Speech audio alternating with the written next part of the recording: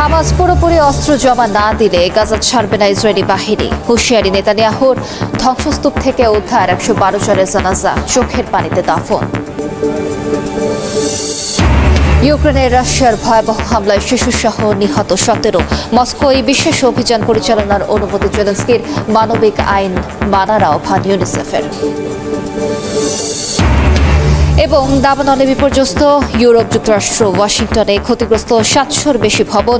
Greece নেদারল্যান্ডসে পড়ছে জনপদ। ভারত শ্রীলঙ্কায় ভয়াবহ বন্যা।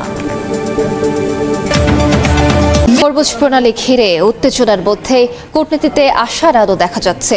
ওমানের সঙ্গে নিরাপদ নৌপথ চালু নিয়ে আলোচনা ইতিবাচক বলে জানিয়েছে ইরান, আর দ্রুত সমঝোতার আশা করছে যুক্তরাষ্ট্র। এদিকে যুদ্ধ দীর্ঘায়িত হওয়ায় ওয়াশিংটনের ক্ষেপণাস্ত্রের মজুদ কমছে, আর যুদ্ধবিরতির সময়ে সামরিক সক্ষমতা বাড়ানোর দাবি করেছে তেহরান। এর মধ্যেই সংযুক্ত আরব আমিরাতে অন্তত 7টি বিস্ফোরণের ঘটনা ঘটেছে। কয়েক মাসের সংঘাতের পর হরমুজ প্রণালী ঘিরে নতুন করে কূটনৈতিক তৎপরতা শুরু হয়েছে। তেহরান জানিয়েছে ওমানের সঙ্গে প্রযুক্তিগত রাজনৈতিক পর্যায়ে আলোচনা ইতিবাচকভাবে এগোচ্ছে। আলোচনায় জাহাজ চলাচলের জন্য নিরাপদ রুট নির্ধারণ, ইরানের সার্বভৌম অধিকার নিশ্চিত করা এবং নতুন একটি মিডল করিডর চালুর বিষয়ে গুরুত্ব পাচ্ছে। একই সময়ে ওয়াশিংটন বলছে আলোচনা অগ্রসর হচ্ছে এবং খুব শিগগিরই একটি সমঝোতা হতে পারে। তবে আলোচনার পাশাপাশি চলছে কড়া বাকযুদ্ধ। মার্কিন প্রেসিডেন্ট ডোনাল্ড ট্রাম্প সতর্ক করে বলেছেন আলোচনায় ব্যর্থ হলে ইরানকে কঠোর আঘাতের মুখে পড়তে হবে। অন্যদিকে ইরানের দাবি যুক্তরাষ্ট্রের সামরিক হুমকি ও হস্তক্ষেপই চুক্তি বিলম্বিত করছে। যুদ্ধের দীর্ঘমেয়াদী প্রভাব এখন স্পষ্ট হচ্ছে সামরিক ক্ষেত্রেও। বিভিন্ন প্রতিবেদনে বলা হয়েছে ইরানের বিরুদ্ধে অভিযানে যুক্তরাষ্ট্র প্রায় সব দূরপাল্লার নিখুঁত ক্ষেপণাস্ত্র ব্যবহার করে ফেলেছে এবং থার্ড ও প্যাট্রিয়ট প্রতিরক্ষা ব্যবস্থার মজুতও উল্লেখযোগ্যভাবে কমেছে। যদিও পেন্টাগন দাবি করছে প্রয়োজনীয় সামরিক সক্ষমতা তাদের হাতে এখনও রয়েছে। অন্যদিকে যুদ্ধবিরতির সময়কে কাজে লাগিয়ে নিজেদের সামরিক শক্তি আরও বাড়ানোর দাবি করেছে ইরান। দেশটির সামরিক বাহিনী ও আইআরজিসি বলছে ক্ষেপণাস্ত্র ড্রোন উৎপাদন অব্যাহত রয়েছে, নতুন প্রযুক্তি যুক্ত হয়েছে এবং ভবিষ্যতে আবার যুদ্ধ শুরু হলেও তারা প্রস্তুত। এর মধ্যেই সংযুক্ত আরব আমিরাতের দুবাইয়ের দক্ষিণাঞ্চলে বুধবার স্থানীয় সময় সকালে পরপর 7টি বিস্ফোরণের ঘটনা ঘটেছে। একই সময় ইয়েমেনের সানায়ও বেশ কয়েকটি বিস্ফোরণের শব্দ শোনা যায়। বিভিন্ন সূত্র একে হুতিদের বিমান হামলা বলে দাবি করলেও আনুষ্ঠানিকভাবে কেউই কিছুই নিশ্চিত করেনি। এদিকে ইয়েমেন উপকূলে হামলায় ডুবে গেছে ভারতের পতাকাবাহী একটি বাণিজ্যিক জাহাজ। আরোহীদের উদ্ধার করা হলেও ভারত এই হামলার তীব্র নিন্দা জানিয়ে আন্তর্জাতিক জলপথে বাণিজ্যিক জাহাজের নিরাপত্তা নিশ্চিত করার আহ্বান জানিয়েছে। হরমুজ অচল হয়ে পড়ার পর লোহিত সাগরে বিকল্প রুট ব্যবহারকারী জাহাজগুলোর ঝুঁকি আরও বেড়েছে। লোহিত সাগরের ইয়ানবু বন্দরের কাছে একটি সৌদি তেল ট্যাঙ্কারে ক্ষেপণাস্ত্র হামলার দাবি করেছে ইয়েমেনের ইরান সমর্থিত হুতিরা। বুধবার গোষ্ঠীটি এমন দাবি করে। সাম্প্রতিক সপ্তাহগুলোতে সৌদি আরবের সঙ্গে চলমান সংঘাতের সর্বশেষ ঘটনা এটি। গোষ্ঠীটির সামরিক মুখপাত্র জানান, সৌদি তেল রপ্তানির একটি প্রধান কেন্দ্র ইয়ানবুর কাছে জাহাজটিকে লক্ষ্যবস্তু করা হয়েছিল। তবে এ বিষয়ে সৌদি কর্তৃপক্ষ বা স্বাধীন সামুদ্রিক নিরাপত্তা সংস্থাগুলোর কাছ থেকে তাৎক্ষণিকভাবে কোনো তথ্য জানা যায়নি। হতাহত বা ক্ষয়ক্ষতির বিষয়েও কোনো বিস্তারিত জানানো হয়নি। এর আগে জুলাই মাসের শেষের দিকে লোহিত সাগরে সৌদি জাহাজ চলাচলের ওপর নৌ অবরোধ ঘোষণা করে গোষ্ঠীটি। গাজায় যুদ্ধ থামার কোনো লক্ষণ নেই। হামলার মধ্যে এবার গুলিবিদ্ধ হয়েছে অস্থায়ী তাঁবুর স্কুলে পড়তে থাকা এক শিক্ষার্থী। জাতিসংঘ বলছে শিশুদের শেখার স্থানও এখন আর নিরাপদ নয়। ধ্বংসস্তূপের নিচে এখনও হাজারো মরদেহ আটকে থাকার দাবি গাজার সিভিল ডিফেন্সের।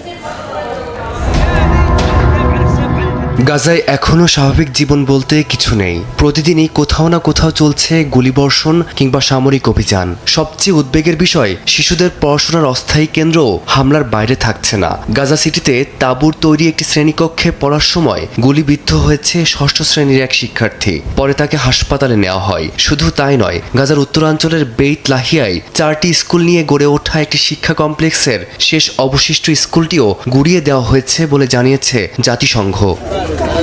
জাতিসংঘ বলছে এর আগেও ওই এলাকায় আশ্রয় নেওয়া প্রায় 1 ডজন পরিবারের তাঁবু ধ্বংস করা হয়। পরে সেখানে সিমেন্টের ব্লক বসিয়ে আরও বিস্তৃত এলাকায় চলাচলে নিষেধাজ্ঞা আরোপ করা হয়। এতে মানবিক সহায়তা পৌঁছে দেওয়া আরও কঠিন হয়ে পড়ে। আমরা এসব প্রতিবেদনের বিষয়ে অবগত। আপনারা জানেন, গাজায় ইসরায়েলের কার্যক্রম নিয়ে আমরা আগেও উদ্বেগ প্রকাশ করেছি। আমরা চেষ্টা চালিয়ে যাব যাতে গাজার মানুষ আবার স্বাভাবিক জীবনে ফিরতে পারে এবং তাদের সঙ্গে যা ঘটেছে তার জন্য যেন জবাবদিহিতা নিশ্চিত হয়। এদিকে গাজা থেকে উঠে এসেছে আরও হৃদয় বিদারক এক দৃশ্য। সাবরা এলাকায় একই পরিবারের শতাধিক মরদেহ একসঙ্গে দাফন করা হয়েছে। দীর্ঘদিন ধ্বংসস্তূপের নিচে পড়ে থাকার পর সেগুলো উদ্ধার করে সিভিল ডিফেন্স। গাজার সিভিল ডিফেন্সের দাবি, সীমিত জনবল ও প্রয়োজনীয় যন্ত্রপাতির অভাবের মধ্যেও উদ্ধার কাজ চালিয়ে যেতে হচ্ছে। এদিকে জাতিসংঘের এক সংবাদ সম্মেলনে ধ্বংসস্তূপ সরিয়ে সম্ভাব্য প্রমাণ নষ্ট হওয়ার অভিযোগ নিয়ে প্রশ্ন করা হলে উপমুখপাত্র ফারহান হক বলেন, এসব প্রতিবেদন তাদের নজরে রয়েছে। তিনি বলেন, ধ্বংসস্তূপ পুরোপুরি সরানো গেলে নিখোঁজ হাজারো মানুষের কি পরিণত হয়েছে তা জানা সম্ভব হবে। পাশাপাশি গাজার মানুষের জন্য জবাবদিহিতা নিশ্চিত করার আহ্বানও জানায় জাতিসংঘ। ফারদিন মস্কো ও কিয়েভের মধ্যে আরও গাজায় যুদ্ধ থামার কোনো লক্ষণ নেই। হামলার মধ্যে এবার গুলিবিদ্ধ হয়েছে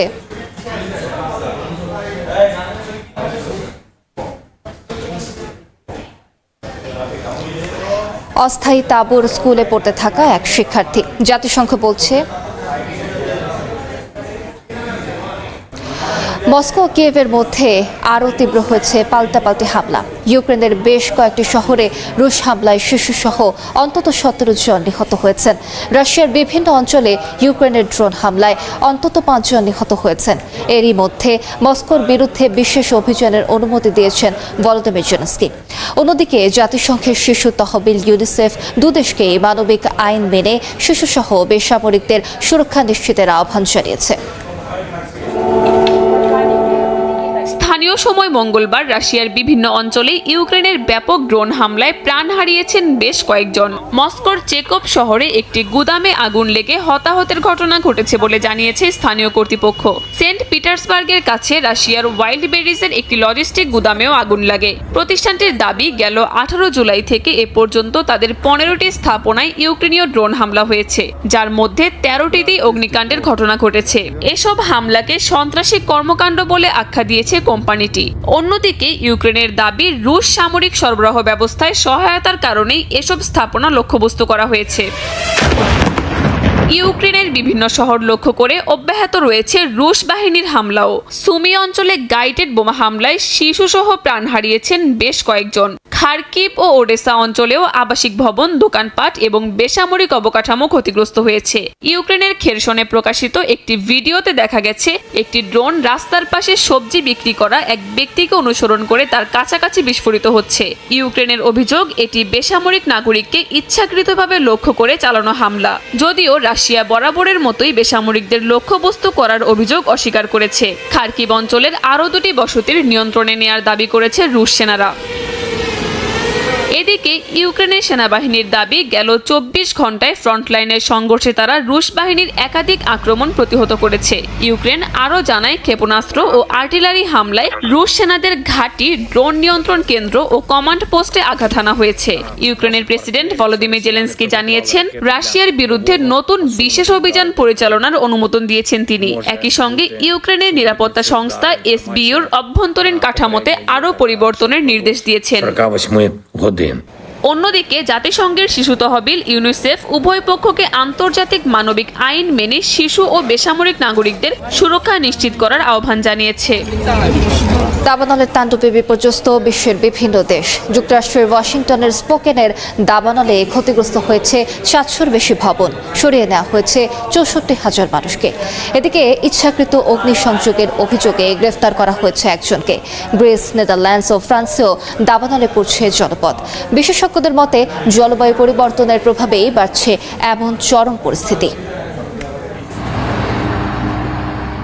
যুক্তরাষ্ট্রের ওয়াশিংটন অঙ্গরাজ্যের স্পোকেনে দাবানলের ভয়াবহতা যেন যুদ্ধ বিধ্বস্ত কোনো জনপদের চিত্র। আগুনে পুড়ে গেছে অসংখ্য বাড়ি ও স্থাপনা। নিরাপদ আশ্রয়ে যেতে বাধ্য হয়েছেন হাজারো মানুষ। এরই মধ্যে ইচ্ছাকৃত অগ্নিসংযোগের অভিযোগে এক ব্যক্তিকে গ্রেফতার করেছে পুলিশ। এখন পর্যন্ত স্পোকেন এলাকায় 10,000 একরের বেশি বন ও জনপদ পুড়ে গেছে। তবে দাবানলের আগুন এখনও পুরোপুরি নিয়ন্ত্রণে আসেনি। স্যাটেলাইট চিত্রে দেখা গেছে ধোঁয়ায় ঢেকে গেছে যুক্তরাষ্ট্রের প্যাসিফিক নর্থ ওয়েস্ট অঞ্চলের বিশাল এলাকা।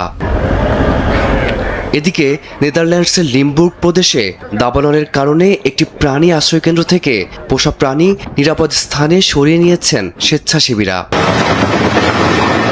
গ্রিসের পশ্চিম আটিকায় 5 দিনের দাবানলে পুড়ে গেছে বনভূমি, কৃষিজমি ও বহু বাড়িঘর। আগুন নেভাতে গিয়ে প্রাণ হারিয়েছেন দমকল কর্মীরাও। ক্ষতিগ্রস্ত বাসিন্দারা বলছেন এই ধ্বংসযজ্ঞের স্মৃতি বহু বছর তাড়া করবে তাদের। এদিকে ফ্রান্সের আবহাওয়া সংস্থার তথ্য অনুযায়ী দেশটির গড় তাপমাত্রা আগের সব রেকর্ড ভেঙেছে।